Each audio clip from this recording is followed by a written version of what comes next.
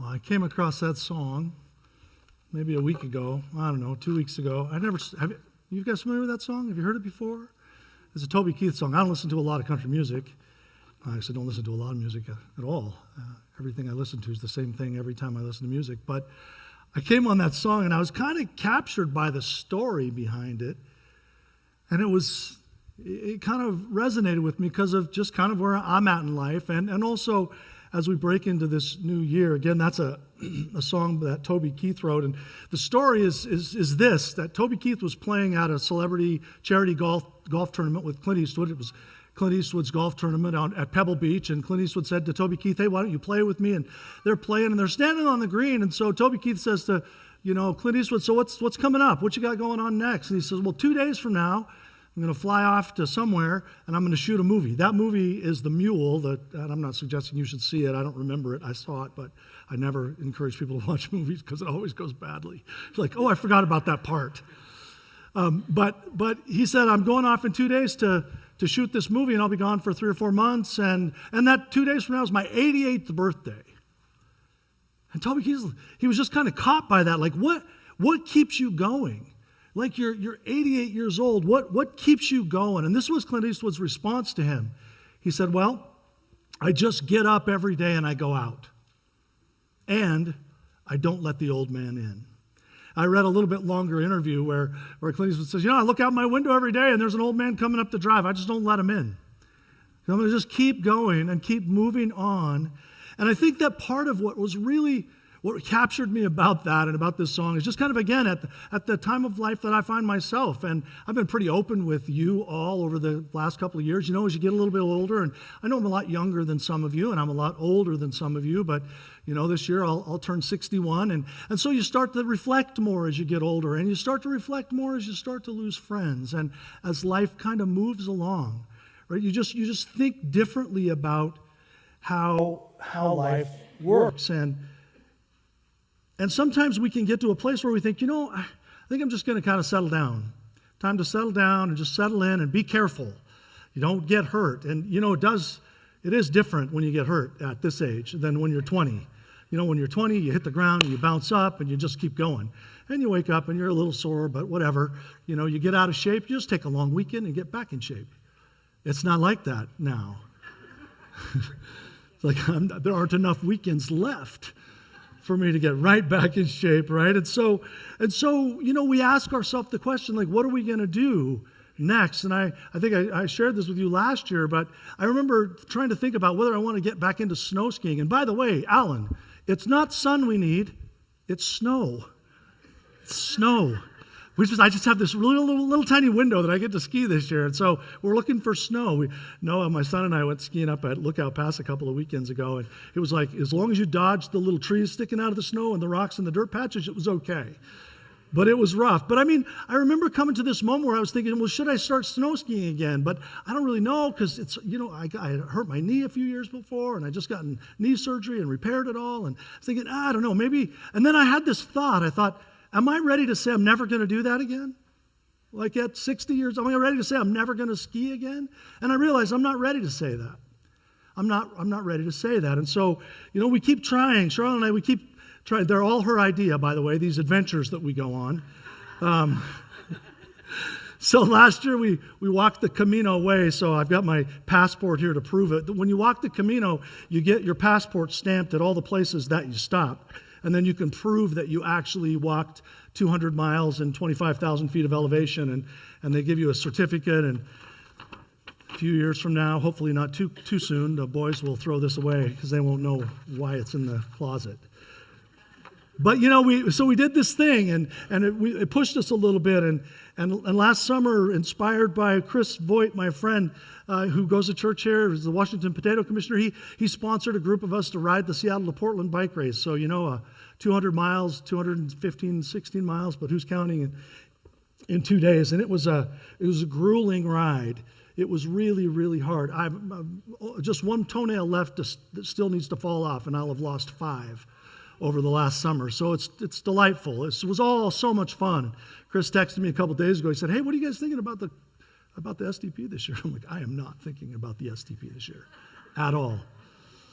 If you think of it, pray for Chris. He was in a ski accident yesterday, and he had pressure fracture on one of his vertebrae and 2 broken ribs, and so his ski season's over. He's a pretty active guy. He's a lot of fun to do stuff with, but that was all this last year, all that stuff that kind of just rose up, and like, how do we keep going? How am I going to keep moving forward? What am I ready to give up on, and what do I not want to give up on? How do I want to continue to live my life as I go along? I mean, hopefully I've got a few more years, but we just don't know how much time we have. And so as we come into 2024, and this first Sunday of 2024, I've been thinking about my own life. Like, what is 2024? What do I want it to look like at the end? Like, this is the first Sunday in 2024. What do I want to be different on the last Sunday of 2024? What do I want my life to look like? What needs to change? And Charlotte and we're having conversations about that, maybe more than we've ever had as a new year begins, to be intentional about where our life goes in this year. Because we're going to get to spend it. Your time is like your money. The difference is you can make some more money, but time is you get to spend it only once. And so it's important to think about how you want to spend it. Not to be freaked out or afraid or anything like that, but we only get to spend it once. And so the question in my mind is how are we going to spend 2024? How do you want your marriage to look at the end of 2024 if you're married? What do you want to be financially at the end of 2024? What do you want to do in 2024 in terms of vacation and time away? What are the adventures that you want to do? I hope you're still taking adventures. You know, adventures can be different, right? I mean, when we get to an older age, maybe we don't want to jump out of airplanes, but we can still do something, right? What's the adventure that's keeping you rolling as you go into 2024? How will we extend hospitality to others in 2024? Again, that's a topic Charlotte and I are talking about. What about our physical rhythms? What do you want to do physically in 2024? What about your intellectual rhythms? What do you want to learn in 2024? I hope that no matter what age you are, if you're 61 or 11 or 81, you're still thinking about, what do I get to learn? What's the new thing that I get to learn in 2024? One of the things I've been whining about to Charlotte for probably more than 2 years is my sleep rhythms. I'm not great at going to bed at night, and particularly if I have a meeting or something late in the evening, and I get home, it's like 9 o'clock, and I can like lay in my bed and I can stare at my iPad, and I usually watch music videos, or I maybe watch some kind of a show or something, and by the time I turn that off, it's 11 or 11:30 or 12, and my sleep's just horribly disrupted. I said to Charlotte, this year, like, this is going to change. And so I've started a different pattern. Like at 9 o'clock, I mean, I'm in bed at 9 o'clock right now. It's lasted for a week, and it's okay. But I'm in bed at 9 o'clock, and then I start to read. I read an actual book, and not on my iPad, but a paper book. Right now I'm reading The Weight of Glory, which is a series of essays by C.S. Lewis, all captured in a book. There's an article, The Weight of Glory by C.S. Lewis, and that's one of the articles in this book. But that's what I'm reading, and what I find out is that by 10 o'clock, I'm turning out the light. And the other morning, I woke up, and my smartwatch told me I got 8 hours and 1 minute of sleep. I don't ever remember having 8 hours of sleep.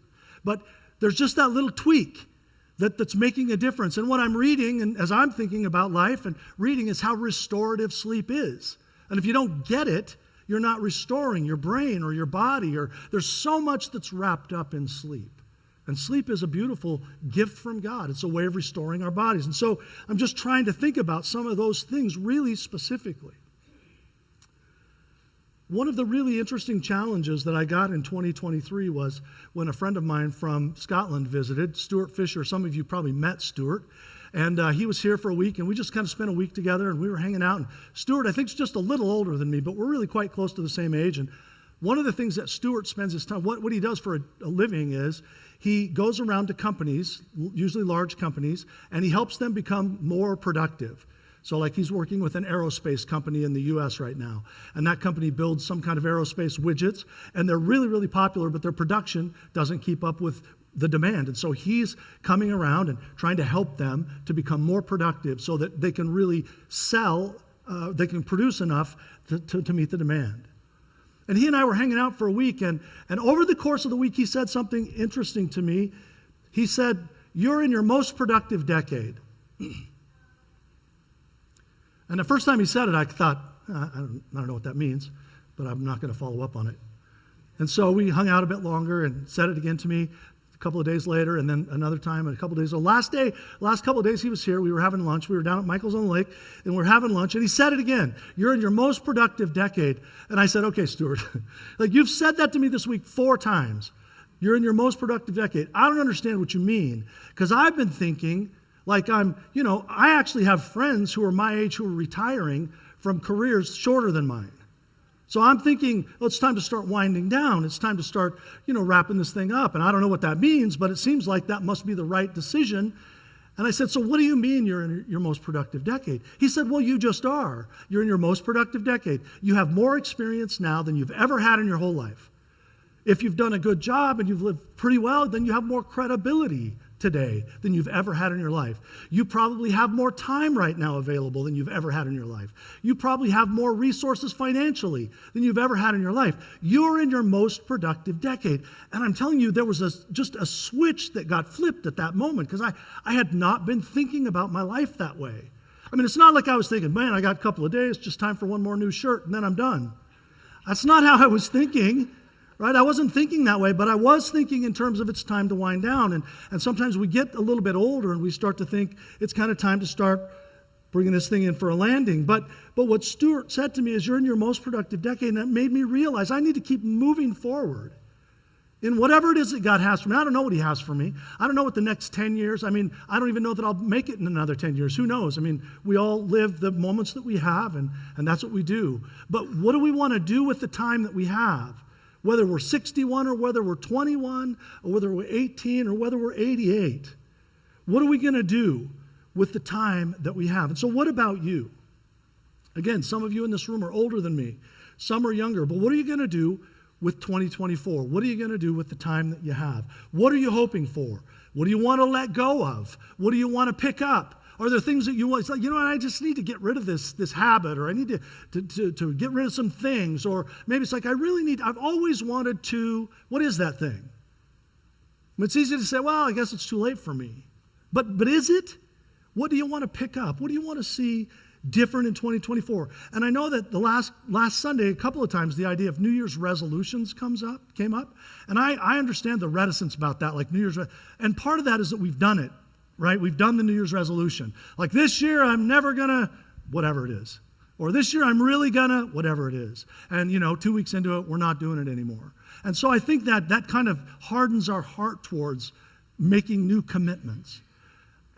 But what I begin to think about as I move into 2024 is the idea more of sowing and reaping rather than making resolutions. Sowing and reaping. What do I want to sow in 2024? What are the seeds that I want to put in the ground? What are the crops that I want to see? What's the fruit that I want to see in my life in 2024? Sowing and reaping it's a really important concept. But there's such a biblical picture here in sowing and reaping. And sowing and reaping is both a natural and a spiritual principle. So I want you to think for a minute with me this morning about sowing and reaping. Now, we live in the Columbia Basin, which if you don't get out and drive, you're missing like so much beauty here. We live in the Columbia Basin, so we have all kinds of crops that are growing, and they're growing all over the place, and we get to actually see those crops being planted. Some are already in the ground, and they're starting to come up, and that's because we got the sun instead of snow, Alan. But the winter wheat's starting to pop up. You've probably seen it. It's like when you're driving out through some of the dryland areas, we see this kind of green that starts to cover, and that's winter wheat is coming up. It's going to be coming up in the spring, and nobody's got to plant it. It's already been planted in the fall. But when the spring comes, we're going to see all kinds of things being planted. We're going to see potatoes, and we're going to see corn, and we're going to see onions, and just all sorts of crops that we're going to get to see planted. And so that's a beautiful thing about living in the Columbia Basin. We get to see wheat and melons and some of the small crops that you see, like tomatoes. There are a few farmers that grow these smaller farms, but they're like tomatoes and peppers and all these kinds of things that you can come and pick them yourself, or berries. We just live in a rich area to watch sowing and reaping and how it works. And when we think about sowing and reaping, our minds might go to the parable of the sower and the soils, right? Where Jesus says, there were 4 kinds of soils, and the seed was scattered, and here's what happened. But I want to think about it this morning more from Paul's point of view of sowing and reaping. And he gives us this principle in Galatians chapter 6, verses 7 through 10. This is what Paul writes. Do not be deceived. God is not mocked. For whatever one sows, that will he also reap. Full stop. Now, there's more, but I just want you to think about this sentence for a moment. Paul says, don't be deceived. God is not mocked. Whatever you sow, that also you're going to reap. This is the natural principle. What you sow is what you're going to reap. And then he says, for the one who sows to his own flesh will from the flesh reap corruption, but the one who sows to the Spirit will from the Spirit reap eternal life. And let us not grow weary of doing good, for in due season we will reap if we do not give up. So then, as we have opportunity, let us do good to everyone, and especially to those who are of the household of faith. Now, in this text, Paul is specifically talking about the idea of sin and its consequences, because sowing and reaping has the same effect spiritually as naturally. What you sow is what you're going to reap. And he begins with the idea of talking about if anybody's caught in a transgression, like if anybody's caught in sin, those of you who can see it need to be present in that person's life to help restore that person only with gentleness and kindness, because the reality is you might all be there sometime yourself. But this is what Paul's talking about, sowing and reaping. There's sin, and that's brokenness. He says, keep watch on yourself so you don't fall into the same trap. You will reap what you sow. And the point that I think Paul's making with the statement, do not be deceived, God is not mocked, is that this is a principle that transcends just the natural. This is a principle that transcends the natural into the spiritual. What we put in is what we're going to take out. And that's probably the simplest way to think of sowing and reaping. What you put into something is what you're going to get out of it. Now, I want to be careful here. Phil and I were talking about this idea, and he said, well, if we're going to talk about this, but how do we get beyond just Christian karma? Like if you do good things will come back to you. And I think, okay, that's a reasonable thing to think about, because here's what we know. There are times when life happens to us. Like there's just times when stuff happens. You might be living really healthy, clean, eating well, and maybe you get a sickness that you wouldn't have expected. I've known of people who've got lung cancer who never, who didn't smoke or do anything that you would have thought naturally, well, that kind of leads there. And so we understand life happens. Accidents happen. Sickness happens. Economies are not in our personal control. You can do everything you can do to be financially secure, and probably some of you are really wise about that. But we can't change the economy. We're subject to what's going on around us in some ways. Other people make decisions that impact us, either positively or negatively. I get all that. So I don't think there are any ironclad guarantees here. Life happens to us. Sometimes it breaks us. Sometimes it hits us when we've actually made a lot of right decisions. And that's just the reality that we live in a broken world, and sometimes the brokenness of the world spills over onto us. So this isn't this series of sowing and reaping, which is going to be about 5 weeks, isn't about health and wealth. Like if you do all the right things, that's always going to pay you back. But we do know this, that sowing and reaping is a very clear biblical principle. So as much as it depends on us, as much as it depends on you in 2024, you get to make a decision about what you're doing in your life, about what you're sowing in your life, and that's going to impact what you reap. And so the question is, what do you want to reap? That determines what you need to plant, right? When you decide what you want to reap, it determines what you're going to plant. In the book, The Divine Conspiracy, Rediscovering Our Hidden Life in God, Dallas Willard writes this: your system is perfectly designed to yield the result you're getting. Think about that. Your system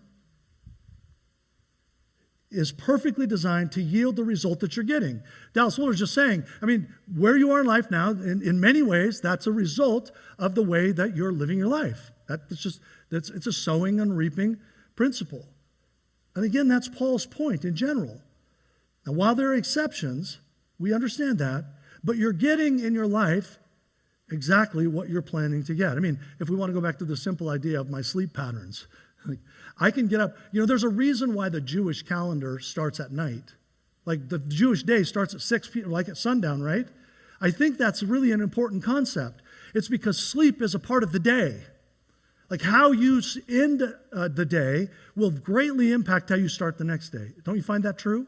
And so if I wake up and I'm always tired and I'm groggy and I have a headache and I don't ever have the energy I need at the end of the day, it's not hard to say, well, last night I was watching TV until 12:30.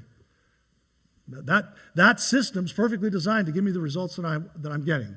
I'm tired. I'm sluggish. I'm not thinking clearly. I don't have the energy that I want to have. And so we get to decide how we're going to sow into our life. And sowing and reaping begins with deciding what you want to reap. Again, a really cool feature of the Columbia Basin is the stretch of freeway from George to here. Do you love that freeway? As you're driving along, it'll say, potatoes and sweet corn and canola or whatever it is. And there's a sign, a little blue sign that's got a white I think it's blue anyway. It's got a white border around it. It might be purple. I don't really know. But it tells you what's growing in that field. And one time a friend of mine who doesn't live in the area was coming to visit, and they got to our house, and this friend of mine said, I love this, like these signs that are along the freeway that are telling you what's growing in the field. The only question is, how do they know what's going to grow there? Now, this was an intelligent person, so if they'd have thought for just a second, they would have captured the idea, right?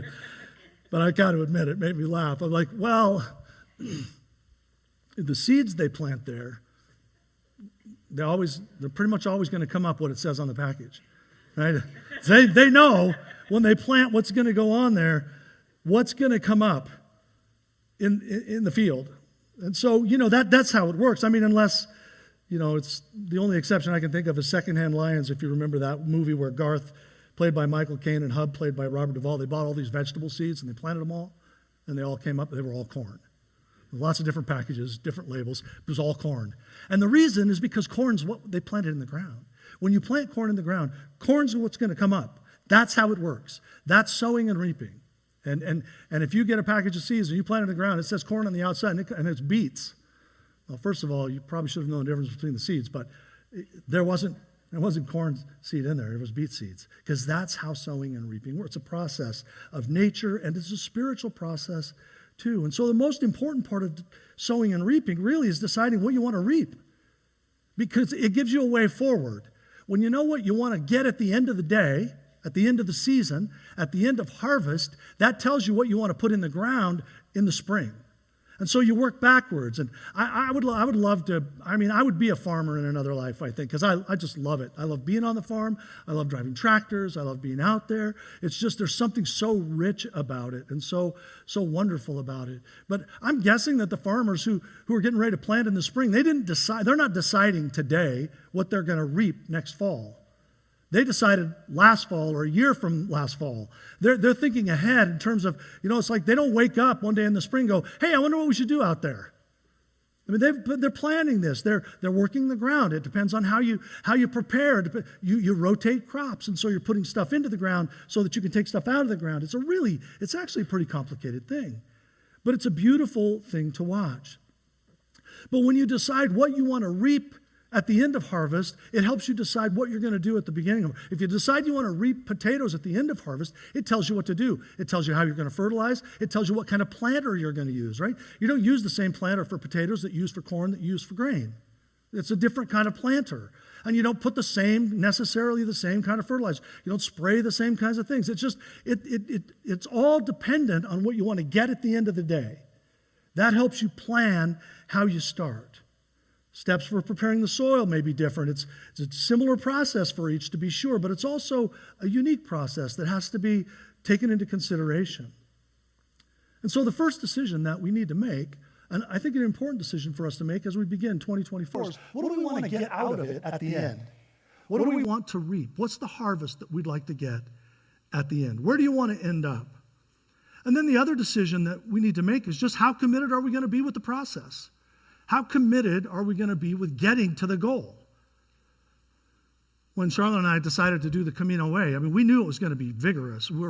We knew that, 200 miles in 12 days, 25,000 feet of elevation. We knew it was going to be hard. And so we started as early as we could walking, and we tried to walk almost every day. We walked 4 to 6 miles. I knew what the Seattle-Portland bike race was going to be like. I've done it before, but I was, 23.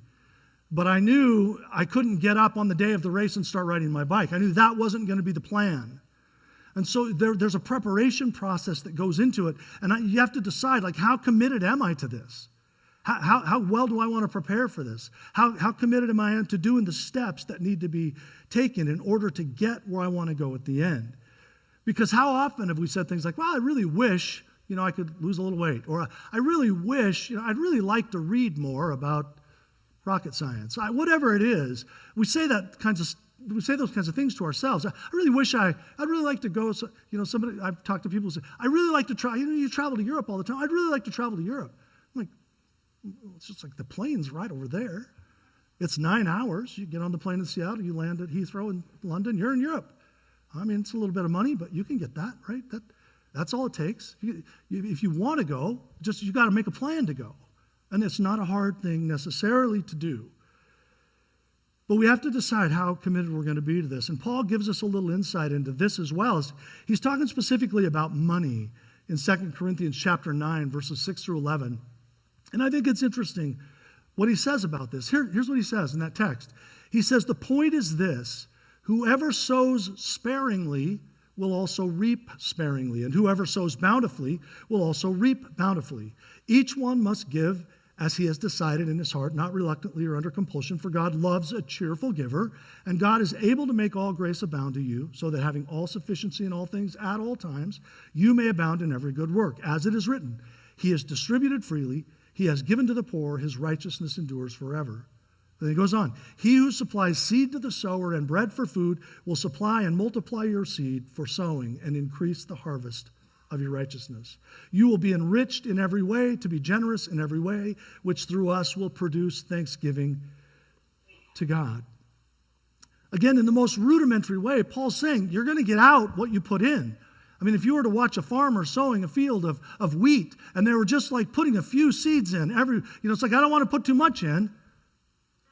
I mean, obviously you don't want to put too much in, but you don't want to put not enough in either. Right? You want to put in the number, you want to put in the kind of seed you hope to get out in harvest. You're going to sow into the ground what you hope to reap in the end. And this is really, again, it's a spiritual principle. Here in 2 Corinthians, Paul is talking about money. And we are going to talk about money in this series. He's talking specifically about money. But there's a bigger principle here. And the principle is, what you put into it is what you're going to get out of it. In every facet of your life, what you're willing to spend, to put into it, that's what you're going to get out. And if you're going to be skimpy, if you're going to skimp on the seeds, you're going to have a skimpy harvest. That's how it works. How dedicated are we to taking the steps that are in front of us? And so one of the questions that you might be asking at this moment, because I started asking myself this question, who's this all for anyway? Like, what am I talking about? Who's this all for? I mean, if I sow a lot of seeds, then I'm going to get a lot back. If I'm generous financially, I'll get a lot back. Is that the way this works? But I want to challenge you to think of it in a different way. Think of it not in terms of that, but think of it in terms of stewardship. A farmer has a piece of land. You can do something with that land. The question is, how are you going to steward it to get the most out of it? Because it's yours to steward. And when God gives us things, he gives us stewardship over them. Nothing that we have belongs to us. Even our life was given to us by God. Like I didn't decide to turn up. Like, I mean, my parents got married and they wanted to have children, and somehow, here I am. But I didn't decide to turn up. Even the life that I live is God's gift to me. What I have in terms of resources financially, that's God's gift to me. And so as we think about this, it's not just about, oh man, I'm going to be the best version of me I can be, which is, I think, an important thing. I think that honors God when we're the best version of us that we can be. But really the question is, how are we stewarding what we have? How are we stewarding what we've been given? The gifts that we're given are given to us so that we can honor and glorify God with them, and we ought to be thanking God for all of it. It's all his. The question is, how are we stewarding what he's given to us? If I believe that God has given Charlene and I to each other in marriage, which I do believe, I mean, some days it's a little more challenging to believe than others, but I'm convinced, even more challenging for her than me, I'm convinced God's given us each other in marriage. So how am I to steward that relationship? How do the two of us make who we are as a married couple the best that we can be? How can we live life in such a way as that our marriage is shining light into the world. What does it look like? I mean, I need to invest in that. You know, there's a marriage retreat's coming up this next weekend. Sharon and I are going to be there. And then there's a marriage night here, Tuesday the 16th, and parenting night the 17th. These are important times. How are you going to steward what you have? What can you learn? And I don't think it matters if you've been married a year or 100 years. You still can learn something. You can always get something. We'll say, well, you know, we're doing pretty well. Sharon and I, we've been reflecting on this a lot over the last couple of years. Another thing we've been thinking about. It's like, our marriage is pretty good. I mean, I don't want to brag because that always wrecks it. But it's pretty good. Like, we're happy. We love each other, and we have a good life together. But we do realize that we can become very complacent. You know, we're like roommates, and if we're not careful, we're just kind of living alongside each other. But if I believe that, and Charlene believes that our marriage is a gift to us from God, and we're different together than we would be apart, then how do I invest in that to make it the very best that it can be? Because that honors God. If I believe that God gives me what I have financially, how do I honor God with that? God has given me a ministry and a place to serve in the kingdom. He's given me a body. He's given me a career. He's given me an intellect. How do I steward that stuff? Because it's all a gift from God, and what I do with it is the gift I return to Him. And so let me invite you as we go into 2024, not to think of this in terms of how can I do something so I can get more at the end. It's what can I do with my life? How can I steward what I have right now to honor God the most as this year moves along? Because what you and I do with what we have is one of the primary ways that we honor God. You think about the parable of the talents in Matthew chapter 25, verses 14 through 30. The owner of the farm goes away, and he gives one of the servants 5 talents, and one 2, and one 1. And you remember the story. The one who had 5 invested it, and he gained 5 more. And the one who had 2 invested and gained 2 more. And the one who had 1 buried it in the ground. And when the owner came back, he said, well, listen, how did you guys do? And well, the one who had invested 5 had 5 more. It's like, that's what I was looking for. The one who invested 2 had 2 more. That's what I was looking for. And the one who put the 1 in the ground said, give it to someone else. Why would you do that? Like, let's give it to someone who's going to do something with it. That picture is a picture of what God gives us in life and how we return it to Him. And it's not how we earn God's favor. We're not earning God's favor. That's a free gift. Like, grace is a free. We're not earning God's favor. The question is, what are we doing? How are we stewarding what we have in order to honor God as we return it to Him? And so what do we do? What do we do with what we've been given? What do we do with our health? What do we do with our financial resources? What do we do with our time? And sometimes sowing and reaping requires that we let go of the past and not hold on to it. We do need to consider the past, but we can't hold on to it. What has happened to us in our lives has happened to us, but it doesn't have to drive us or stifle us from moving forward. Again, so many people, I think, hate New Year's resolutions because, well, I've done that 100 times and it didn't work. You know, I was going to lose 30 pounds and I gained 5. It's never worked. I'm never going to make another. What is that? That's just saying, well, I've never done it before, so I'm never going to be able to do it now. Saying, I've never been successful about this in the past, so I can't be successful about this in the future. But sometimes we have to let go of what has been in order to move forward into what could be. Right? The point isn't that we hang on to the way things used to be. I mean, you know, keeping hold of the good old days keeps us from having victories in the new days ahead. We can hang on to the past so tight that we can't move forward. And we need to learn how to do that. I used to have a financial advisor. I have a Roth IRA, and I used to have a financial advisor, and I dreaded every meeting with him. I dreaded it because every meeting started the same way. We would kind of go through, what we had in our Roth IRA and kind of what our plans were for retirement. And he always started this way. You're really behind. I'm not really sure how this is going to work for you. You're really behind. And I got to the place where it's just like going to see him is like going to see your doctor. It's like, this isn't going to be good. I haven't been able to lose any weight. And I'm not in better shape, and I'm not eating better, and I'm not going to the gym, and I just don't want to have this conversation with my doctor. That's how my conversation with my financial advisor went, to the point that I just dreaded every meeting. Well, he kind of dreaded me too, apparently, because he shifted me to someone else. Which I thought, well, that wasn't very nice. I was kind of offended. And then I had somebody say to me, well, you just didn't have enough money. You weren't worth the time. It's like, okay, well, thank you for that encouragement. But when I went to see the new guy, I had a totally different experience. I went into the new financial advisor, and this is what I did right as we started to meet. I said, look, I know, before we even get started, I just want to tell you, I know I'm behind.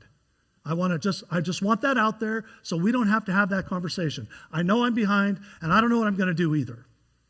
Hoping to write a book that sells 1 billion copies. That's my hope. Or maybe I should play the lottery more. I don't know. And he said a really interesting thing to me. I love this guy for this. He said, look, what you have or haven't done, that's not important. What's important is where we are today and how we move forward. Every conversation now is like that with him. And I really appreciate it. Not because, it's just because he's saying, look, we can't do anything about what's in the past. The past is there. That's fine. What we can do something about is where we're going from here. And, as I've been working with this new person for the last 5 or 6 years, and, we're chipping away at it, and we're working together, and he's helping me make plans, and it's been really, really helpful. But you see the difference? Like, oh, you're never going to make it. You're too far behind. You can't retire. You're going to have to work till you fall into a hole. And, okay. That's what I was thinking anyway, but appreciate your encouragement. Versus the guy's like, I don't know, but let's start chipping away at it because we don't have to be where we are now forever. We can move on. And I find that so helpful. And whenever we start to think about where we ought to be in life, sometimes it can shackle us from actually moving forward. Or when we're holding on to the past so much, maybe we can't move forward. Maybe we're not where we'd like to be, but we are where we are.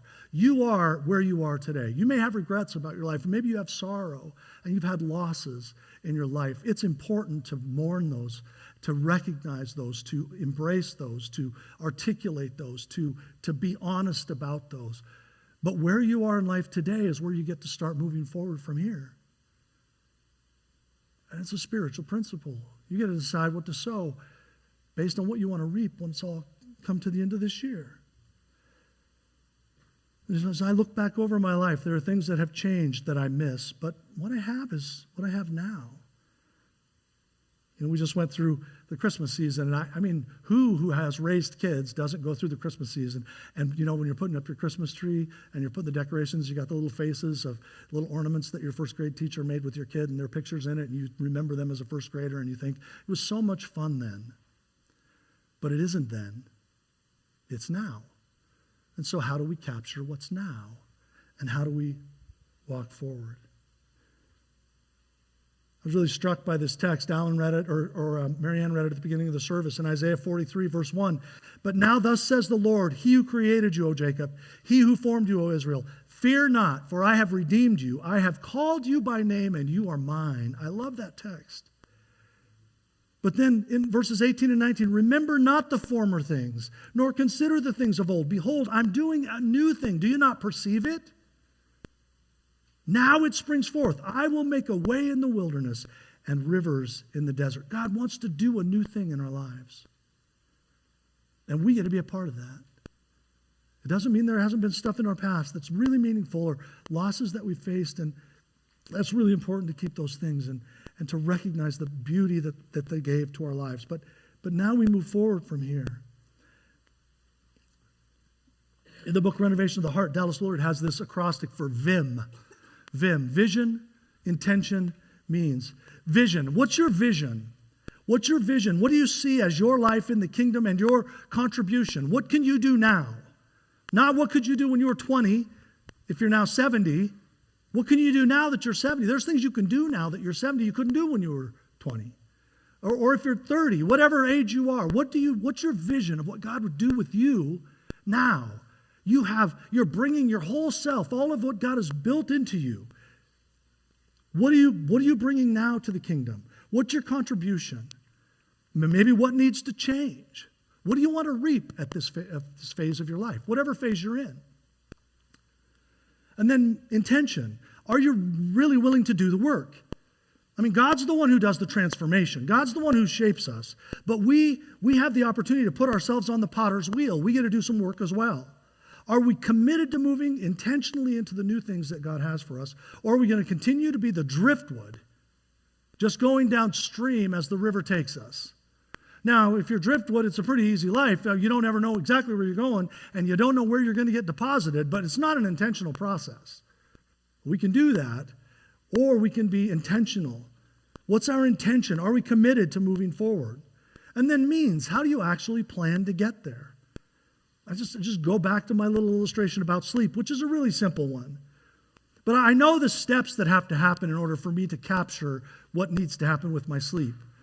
I have to put my phone and my iPad down at 9 o'clock, and I have to not stare at it. And I need to read something that's actually stimulating my brain and not my eyes in the wrong way. And I need to shut off my light at 10 o'clock. It's been a quirky little experiment because Charlene doesn't necessarily go to sleep that early. And so I've been turning off my light at 10. She's like, really? Are you turning off your light? It's like, I'm still reading. Yeah, I'll keep reading. But I've got to do this. And she's better at sleep than me. But it's just, there's some really specific, intentional steps that it's taken. And I'm going to have to keep doing that if I want my sleep to be better. Maybe that all sounds like just something weird to really think about, but what I realize is that my state of being as a human person is impacted by sleep in a positive or a negative way. And if I want to be the person God's called me to be, and if I want to steward well the life He's given me, I can't go through life on 4 hours of sleep. It's just not going to work for me. And so I'm putting my phone down, and I'm trying to pick up the weight of glory. And by the way, that is light, fun reading for me. I know people say, you should read something fun. I actually think this is fun.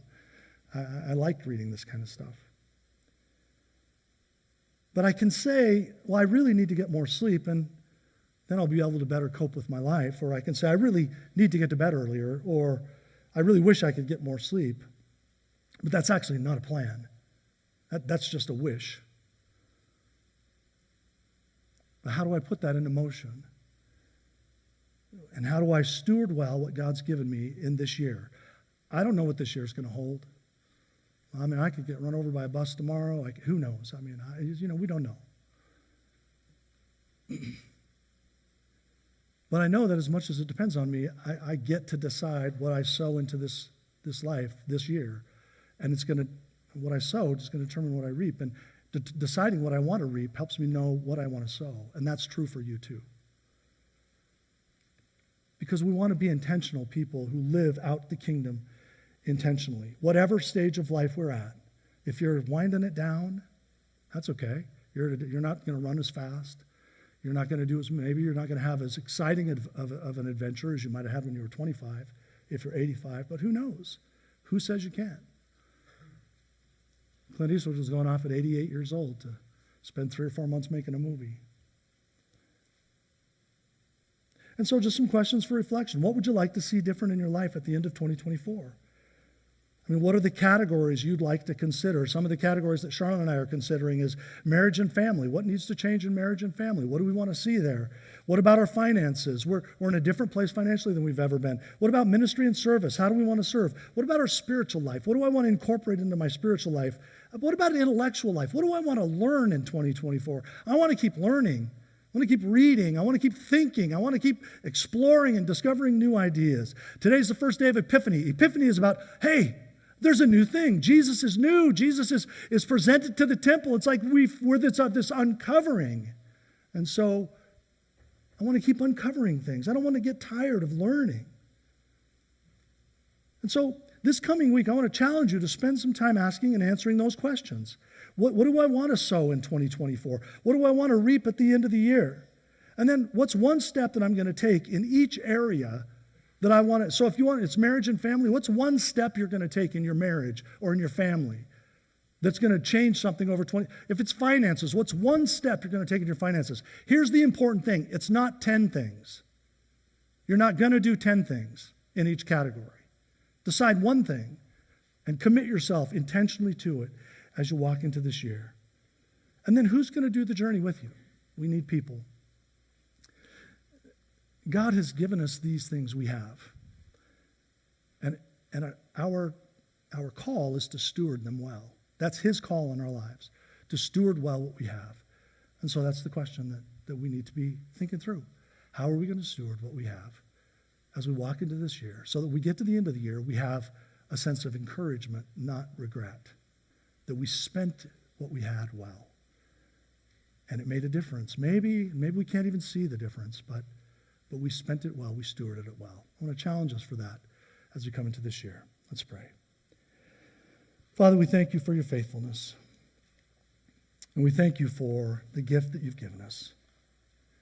We thank you for the lives that we have and the opportunity you give us to steward our lives. And so we pray that you would help us to do just that, to be faithful to you in the things that you give us. Father, thank you for giving us each other and for the opportunity we have to be together as a church family. And we just pray that you would awaken in us what you would want to awaken in us. We want to live lives that are stewarded well so that you can say to us, well done, good and faithful servant. In Jesus' name, amen.